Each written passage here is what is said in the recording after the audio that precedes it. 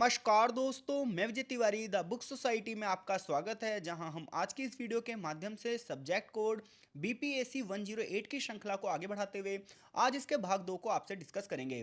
इससे पहले भाग एक में हमने 4 क्वेश्चनों को पढ़ा था और अब भाग दो में भी हम 4 क्वेश्चनों को पढ़ेंगे। टोटल इस पीडीएफ में 8 ही क्वेश्चन हैं और सारे क्वेश्चन मोस्ट रिपीटेड क्वेश्चनों में से एक हैं। तो पहला क्वेश्चन है आज हमारा कि भारत में अनुसूचित जातियों और जनजातियों से संबंधित कल्याणकारी नीतियों का वर्णन कीजिए। यानी कि प्रश्न आपसे यह पूछ रहा है कि भारत में एससी और एसटी से रिलेटेड वो कौन कौन सी पॉलिसीज़ हैं जो इनके वेलफेयर के लिए बनी हैं। तो देखो, जब आप भारत की बात करोगे तो भारत में एससी और एसटी कम्युनिटीज़ ऐसी कम्युनिटीज़ हैं जिन्हें सदियों से सामाजिक भेदभाव का सामना करना पड़ा है, जैसे कि आप जानते ही हैं। और इसी के परिणाम स्वरूप ये आर्थिक रूप से भी पिछड़ी हुई जातियां हैं। खास तौर पर इन्हें शोषण का सामना भी करना पड़ा है। तो अगर भारत की बात करोगे तो भारत एक विविधतापूर्ण देश है और यहाँ पर बहुत सारी जातियाँ और जनजातियाँ भी हैं। और ऐसे में जो एससीज हैं और जो एसटीज़ हैं, इन्हें सदियों से सामाजिक भेदभाव का सामना करना पड़ा है, छुआछूत जैसी समस्याएं रही हैं भारत में। और इसी की वजह से आर्थिक रूप से भी कहीं ना कहीं अक्षम हैं, शोषण का सामना भी करना पड़ा है। तो ये हुआ कि भाई संवैधानिक प्रावधानों के माध्यम से समानता स्थापित की जा सके ताकि हर एक व्यक्ति सम्मानपूर्वक जीवन जी सके। क्यों? क्योंकि देखिए, एक मनुष्य होने के नाते हमें दूसरे मनुष्य से इस प्रकार का व्यवहार करना चाहिए कि आखिरकार वह मनुष्य ही तो है, डजेंट मैटर क्या कास्ट है क्या धर्म है। तो देखिए, भारत में क्या क्या प्रावधान किए गए हैं ताकि समानतापूर्वक जीवन सभी लोग जी सकें। तो इसके लिए भारतीय संविधान के अनुच्छेद नंबर 15 में, अनुच्छेद नंबर 16 में, अनुच्छेद नंबर 17 में और अनुच्छेद नंबर 46 में अनुसूचित जातियों और जनजातियों के प्रति भेदभाव निषिद्ध किया गया है कि कोई भी व्यक्ति जाति के आधार पर भेदभाव नहीं कर सकता। जैसे कि अगर आप आर्टिकल 14 से 18 में पढ़ेंगे तो समानता का अधिकार है, जहां आर्टिकल नंबर 14 ये कहता है कि कानून के सामने सभी लोग बराबर हैं। वहीं आर्टिकल नंबर 15 ये कहता है कि जाति, धर्म, लिंग, जन्म स्थान, वंश के आधार पर कोई भेदभाव नहीं होगा। आर्टिकल नंबर 16 ये कहता है कि राइट टू अपॉर्चुनिटी, सबको अवसरों की समानता होगी और जो पिछड़े वर्ग हैं उनके लिए आरक्षण की व्यवस्था भी की जाएगी। आर्टिकल नंबर 17 छुआछूत की समाप्ति की बात करता है कि अनटचेबिलिटी नहीं होगी। साथ ही साथ आर्टिकल नंबर 46 ये कहता है कि एससी एसटी वर्ग के लिए शैक्षणिक और आर्थिक हितों की विशेष रक्षा करेगा कौन? हमारा देश या हमारी सरकार। तो ये कुछ संवैधानिक प्रावधान है, यानी कि संविधान में वो प्रावधान जिसके माध्यम से एससी एसटी को भी सम्मान पूर्वक जीवन जीने का अधिकार दिया गया है। किसी प्रकार का कोई भेदभाव नहीं है यहाँ पर। सरकारी नौकरियों में, शैक्षणिक संस्थानों में, विधानमंडलों में एससी और एसटी के लिए आरक्षण की व्यवस्था भी की गई है ताकि उन्हें अवसरों की समानता दी जा सके। हालांकि इसमें समस्या ये हो गई है कि इस आरक्षण का फायदा केवल कुछ ही लोग उठा पा रहे हैं, जबकि सभी लोगों को इन आरक्षण का फायदा नहीं मिल पा रहा, जिसकी वजह से कास्ट के अंदर भी दिक्कतें हो गई हैं कि जो एससीज हैं उनमें से भी कुछ लोग अमीर पे अमीर होते जा रहे हैं और गरीब पे कुछ लोग गरीब ही रह पा रहे हैं। उसका रीज़न है उन्हें आरक्षण का फायदा उतना नहीं मिल पा रहा जितना मिलना चाहिए। कुछ विशेष विकास कार्यक्रम भी चलाए गए हैं, जैसे कई राज्य सरकारों ने अपनी अलग अलग योजनाएं चलाई हैं, जैसे अनुसूचित जाति उपयोजना, जनजाति उपयोजना, एकलव्य मॉडल आवासीय विद्यालय, पोस्ट मैट्रिक स्कॉलरशिप जो दी जा रही है बच्चों को, डॉक्टर अंबेडकर सामाजिक समावेशन योजना, वन अधिकार अधिनियम जो एसटी के लिए था। इसी प्रकार से एस सी एस टी अत्याचार निवारण अधिनियम है, जिसके अंतर्गत विशेष न्यायालय बनाए गए हैं जो जल्द से फास्ट ट्रैक सुनवाई करते हैं और एससी के खिलाफ होने वाले जो अत्याचार हैं उन्हें दंड भी देते हैं जो लोग भी एस सी एस टी के खिलाफ जाते हैं। इतना ही नहीं, राष्ट्रीय अनुसूचित जाति वित्त और विकास निगम का निर्माण किया गया है और राष्ट्रीय अनुसूचित जाति वित्त एवं विकास निगम का निर्माण किया गया है, जिसके माध्यम से एससी और एसटी को सस्ते कर्ज मिल जाते हैं, उन्हें ट्रेनिंग दी जाती है और उद्यमिता को प्रोत्साहन दिया जाता है। निष्कर्ष ये निकलता है कि भाई भारत में एससी एसटी के लिए बहुत सारी कल्याणकारी योजनाएं चलाई गई हैं। मुद्दा यह है कि इन योजनाओं का फ़ायदा ज़मीनी स्तर पर मिलना चाहिए, लेकिन लोग इतने अवेयर नहीं हैं, डेट्स वाई उन्हें उस वो प्रॉफिट नहीं मिल पाता जो प्रॉफिट मिलना चाहिए। और बीच में जो बिचौलिए हैं ये सारी चीज़ों को खा जाते हैं। और हम पब्लिक एडमिनिस्ट्रेशन पढ़ रहे हैं और इसमें सारा खेल किसका है? अवेयरनेस का।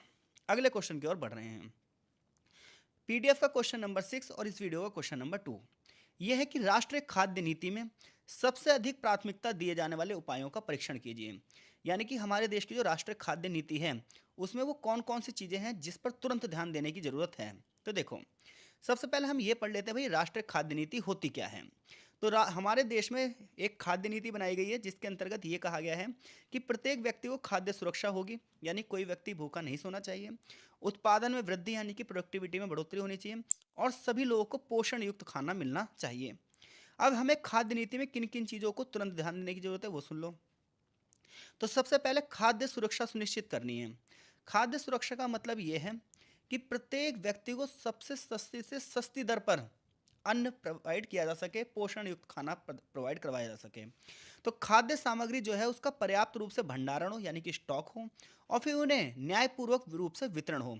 अब देखो जैसे राशन बांटा जा रहा है सरकार के द्वारा, सरकार बार बार कह रही है कि हम 80 करोड़ लोगों को फ्री में जो है राशन दे रहे हैं, लेकिन मुद्दा ये है कि जो वास्तव में राशन का अधिकारी है, क्या उसे राशन मिल पा रहा है? क्योंकि बहुत सारे लोग ऐसे हैं जो संपन्न हैं, लेकिन फिर भी वो राशन उठा रहे हैं। तो कहीं ना कहीं जो संपन्न वर्ग है वो राशन उठा रहा है, तो जब तक लोग खुद अपनी जो है ड्यूटी नहीं निभाएंगे समाज के प्रति, जब तक जो है वो सरकारी योजनाओं का फायदा अंत तक के व्यक्ति को नहीं मिल पाएगा। तो सरकार को खाद्य सामग्री का भंडारण करना चाहिए, यानी कि पर्याप्त स्टॉक रखना चाहिए, कभी कमी ना आए, और उसको सही से वितरित होना चाहिए, यानी कि जो जरूरतमंद है उसे ही मिलना चाहिए। जो जरूरतमंद नहीं है वो भी जाके राशन से राशन जो खरीद सकता है भाई वो क्यों ले रहा है जाके वहाँ पे। गरीब वर्ग को सस्ती कीमत पर खाद्य पदार्थ उपलब्ध करवाए सरकार, और इसके लिए पब्लिक डिस्ट्रीब्यूशन सिस्टम को और मजबूत करे। खाद्य सुरक्षा अधिनियम के तहत राशन प्रदान करवाए, और करवा रही है सरकार, लेकिन बात यह है जो लोग जरूरतमंद है वहां तक चीज़ें नहीं पहुंच पा रही है, और बीच में बहुत सारे लोग जो करप्टेड है यही खा ले रहे हैं सारा का सारा। अगली बात यह है कि राष्ट्रीय खाद्य नीति में कृषि उत्पादन में वृद्धि, यानी कि आधुनिक कृषि तकनीकों को बढ़ावा देना चाहिए, अच्छी क्वालिटी वाले बीज का यूज़ करना चाहिए, और जहाँ जहाँ सिंचाई के साधन नहीं है वहाँ पर सिंचाई के साधनों को बढ़ावा देना चाहिए। कृषि से रिलेटेड जो टूल्स हैं, मशीनरी हैं, उनका विकास करना चाहिए। कृषि के क्षेत्र में लगातार रिसर्च करनी चाहिए, और निवेश यानी कि इन्वेस्टमेंट को बढ़ावा देना चाहिए। किसानों को ये सिखाना चाहिए कि वो अलग अलग प्रकार की फसलों को बढ़ावा दें, ताकि मिट्टी में भी पोषण सुनिश्चित हो सके।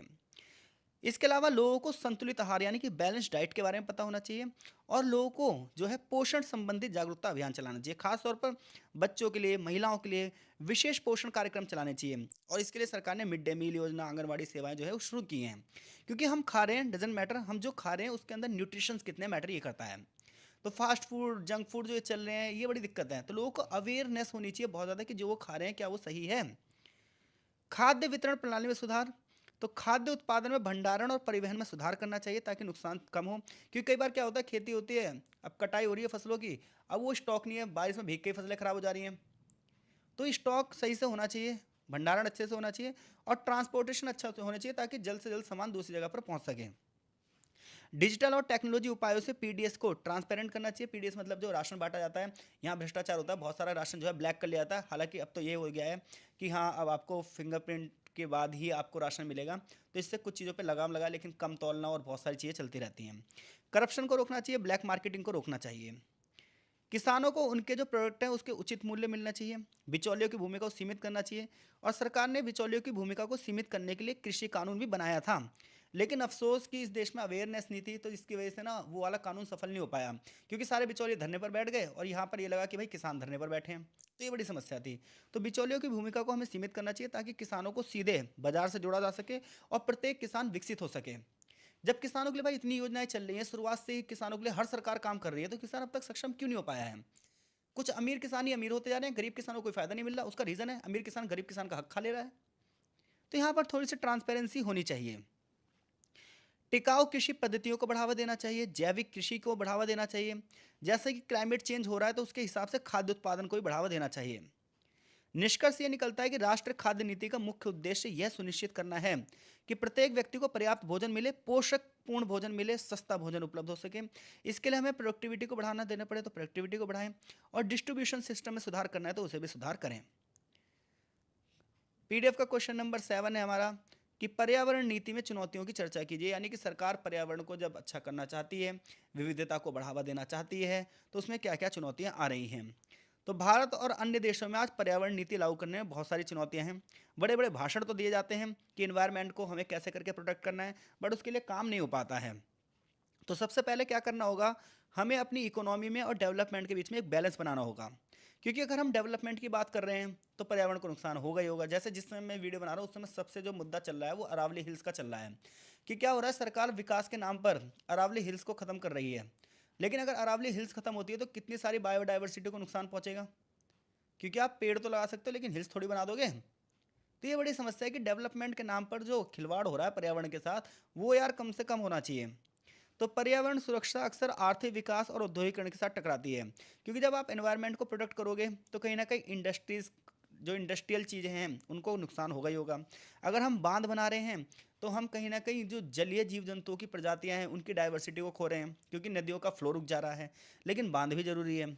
सड़क बना रहे हैं तो पेड़ों को हटाना पड़ रहा है। ठीक है। इंडस्ट्रियल एरिया का निर्माण कर रहे हैं तो उस पूरे एरिया के खेत साफ हो जा रहे हैं। जैसे नोएडा के जेवर में हवाई अड्डा बन रहा है, वो वहाँ के किसानों से खेत लेकर बन रहा है। तो जहाँ वहाँ पर प्रोडक्टिविटी होती थी, खेती बाड़ी होती थी, अब वहाँ हवाई अड्डा बन गया है। तो कहीं ना कहीं जब विकास परियोजनाएं चलती हैं तो हमारे नेचुरल रिसोर्सेज को हानि पहुंचाती हैं। इसके लिए जो पॉलिसी बनाते हैं उन्हें एक ऐसा मॉडल बनाना चाहिए ताकि एनवायरनमेंट को प्रोटेक्ट किया जा सके और पर्यावरण को कम से कम नुकसान हो।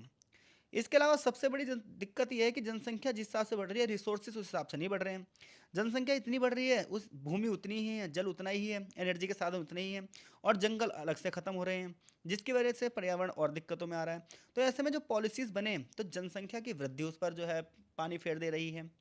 ग्रीन हाउस गैसों का उत्सर्जन की बात करें तो ये चुनौती ये हो चुकी है कि अगर आप ग्रीन हाउस गैसेस को कम करोगे तो देखो लगातार व्हीकल्स बढ़ते जा रहे हैं, फ्रिज एसी लगातार बढ़ते जा रहे हैं, तो आप लोगों को ये थोड़ी कह सकते हो कि आप अपनी लाइफ ना जिए, क्योंकि अगर फ्रिज लगातार बढ़ेंगे तो क्लोरोफ्लोरोकार्बन भी बढ़ेगी।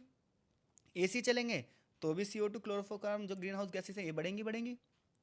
इधर कूड़े कचरे की समस्या से मीथेन भी बढ़ेगी बढ़ेगी।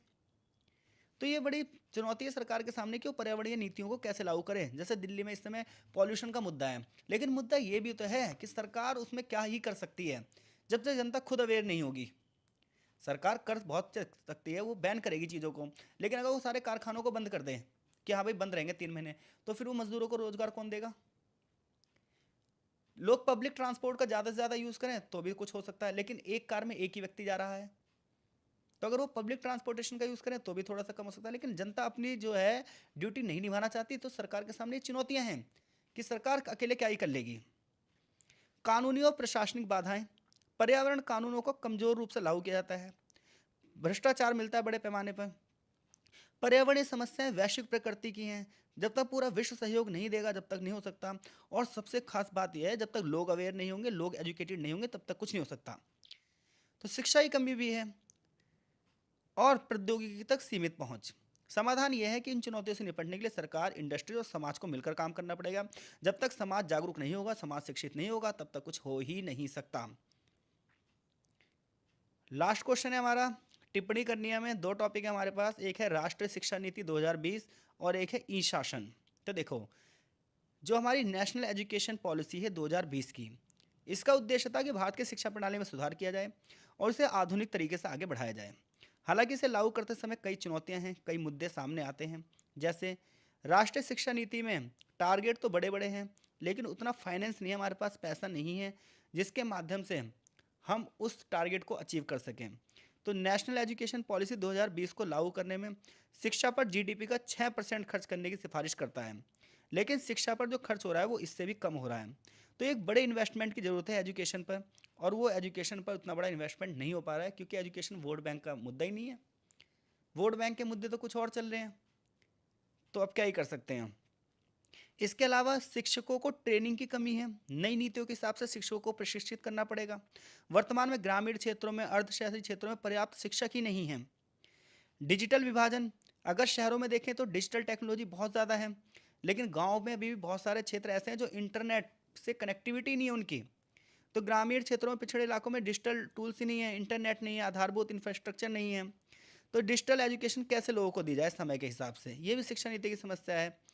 बहुभाषीय शिक्षा, नेशनल एजुकेशन पॉलिसी मातृभाषा में शिक्षा प्रदान करने पर जोर देती है, और भारत में तो डाइवर्सिटी इतनी ज़्यादा इतनी ज़्यादा इतनी सारी भाषाएं हैं कि किस तरीके से इतनी सारी प्रिंटिंग मटेरियल आ सकें। तो नीति में जो बदलाव है वो ठीक है, लेकिन इसके साथ राज्यों और केंद्र के तालमेल की जरूरत है। और ये चुनौती है क्योंकि राज्य सरकार केंद्र सरकार को कभी भी सपोर्ट नहीं करती है, अगर अलग अलग पार्टी की सरकार है तो। नई शिक्षा प्रणाली में लचीलापन तो है, पारंपरिक नीतियां भी हैं, सामाजिक असंतुलन है। उच्च शिक्षा में निजीकरण का प्रभाव है कि जो बड़ी बड़ी संस्थाएं हैं वो हाई एजुकेशन के लिए इतना ज़्यादा पैसा लेती हैं कि समाज का वंचित वर्ग कभी भी उस शिक्षा तक पहुंच नहीं पाएगा। स्कूल ड्रॉप आउट की बात करें तो बहुत सारे बच्चे जो हैं स्कूल में नामांकन तो करवा लेते हैं, बट बीच में उन्हें स्कूल छोड़ना पड़ता है। यही बड़ी समस्या है कि उन्हें मुख्य धारा में कैसे वापस लेकर आया जाए। तो शिक्षा नीति की अगर हम बात करें तो शिक्षा नीति में इसको लागू करना, शिक्षा नीति बनाना बहुत आसान है क्योंकि वो तो पेपर पे लिखना है, लेकिन उसे लागू करना बहुत मुश्किल है। निष्कर्ष ये निकलता है कि ये व्यापक सुधार तो होने चाहिए, अच्छे से संसाधन होने चाहिए, लेकिन जागरूकता भी लानी चाहिए। ई गवर्नेंस पर टिप्पणी करनी है हमें। तो अगर आज हम मॉडर्न सोसाइटी की बात करें, एडमिनिस्ट्रेशन की बात करें, तो आज डिजिटल की तकनीक के माध्यम से जो हम शासन चलाना चाहते हैं यही ई गवर्नेंस है, कि ज़्यादा से ज़्यादा सुविधाएं हमें ऑनलाइन मिल सकें। ठीक है, कोई भी पेपर हमें बनवाना है तो वो हम घर बैठे ऑनलाइन अप्लाई कर सकें। तो ई गवर्नेंस कहीं ना कहीं सरकार और नागरिकों के बीच में पारदर्शिता को बढ़ावा देती है और जवाबदेहिता को बढ़ावा देती है। तो ई गवर्नेंस क्या है, भ्रष्टाचार को कम करने, सरकार की कार्यप्रणाली में ट्रांसपेरेंसी लाने में मदद करती है। जनता अपनी शिकायतों को सीधे ऑनलाइन पोर्टल के माध्यम से सरकार तक पहुंचा सकती है। जैसे पहले एफआईआर लिखने में बड़ी दिक्कत करते थे पुलिस वाले, अब क्या है, आप ऑनलाइन एफआईआर कर सकते हो। इसके अलावा विभिन्न नागरिक सेवाएं जैसे आधार कार्ड, ड्राइविंग लाइसेंस, बैंकिंग सेवाएं, टैक्स भुगतान आदि को ऑनलाइन उपलब्ध करवा दिया गया है। तो प्रोसेस बहुत जल्दी हो जा रहे हैं, वरना दफ्तरों के चक्कर काटने पड़ते थे। तो ई गवर्नेंस जो है वो ऑनलाइन प्लेटफॉर्म के आधार पर सरकार की पॉलिसीज़ के बारे में बता रहा है, योजनाओं के बारे में बता रहा है, जिससे लोग ज़्यादा से ज़्यादा एक्टिव हो रहे हैं। इससे समय में बचत हो रही है, पेपरलेस एक्टिविटी हो रही है। ग्रामीण और दूरस्थ क्षेत्रों को भी डिजिटल तकनीक के माध्यम से जोड़ा जा रहा है। और सबसे बड़ी बात यह है कि नेचुरल डिजास्टर मैनेजमेंट में भी ये सहायता कर रहा है। जैसे कोविड-19 महामारी के दौरान बड़े पैमाने पर टीकाकरण पंजीकरण यानी कि रजिस्ट्रेशन के लिए और प्रबंधन के लिए बड़ी मदद की मिली थी हमें, जो है टेक्नोलॉजी से। जनधन योजना, प्रधानमंत्री उज्ज्वला योजना और बहुत सारी जो स्कीम अब चल रही हैं जो डायरेक्ट सीधे बैंक खातों में लोगों को पहुंचाई जा रही हैं। जबकि पहले क्या होता था, आधे पैसे ब्रोकर्स को दो तब जाके पैसे मिलते थे। अब यह है कि अगर आपका रजिस्ट्रेशन हो गया तो डायरेक्ट बेनिफिट आपके क्या आएगा, सीधे सीधे अकाउंट में आएगा। डेटा मैनेजमेंट विश्लेषण किया जा रहा है, पर्यावरण संरक्षण में भी योगदान है ई गवर्नेंस का। तो निष्कर्ष ये निकलता है कि भारतीय शासन प्रणाली को डिजिटली रूप से तेज कुशल बनाता है। इसका उद्देश्य यह है कि नागरिक और सरकार के बीच की दूरी को कम किया जा सके और जितनी भी पब्लिक सेक्टर की सेवाएं हैं इनकी क्वालिटीज़ को बढ़ावा दिया जा सके। डिजिटल इंडिया जैसे जो प्रोग्राम चल रहे हैं वो देश को आत्मनिर्भर बनाने में एक बहुत बड़ा योगदान दे रहे हैं। आशा करते हैं इन सभी क्वेश्चनों में से कोई भी क्वेश्चन आया तो आप कर देंगे। एग्जाम टाइम है, बहुत जल्दबाजी में चीज़ों को करना पड़ता है। मैंने कुछ चैप्टरों की जो है वो पीडी कुछ चैप्टरों की वीडियो भी अपलोड कर रखी है, आप उन वीडियोस को देख सकते हैं, चीज़ें आपको और अच्छे से समझ में आएगी। कुछ कमी रह गई हो तो उसके लिए माफ़ी चाहते हैं। आपका बहुत बहुत धन्यवाद।